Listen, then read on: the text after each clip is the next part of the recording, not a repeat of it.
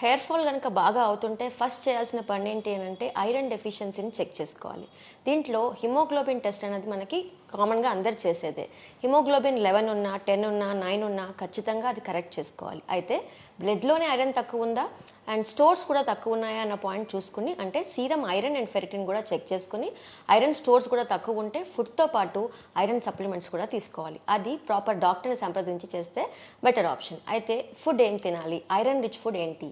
Carrot, beetroot, dates, పల్లి చిక్కీ, నువ్వుల చిక్కీ, రోజు ఒక రకమైన ఆకుకూర, రోజు ఒక రకమైన ఫ్రూట్, ఆమ్లా, ఇంకా స్ప్రౌట్స్. అయితే విటమిన్ సి రిచ్ ఫుడ్ తీసుకుంటే ఐరన్ అబ్జార్ప్షన్ చాలా బాగుంటుంది.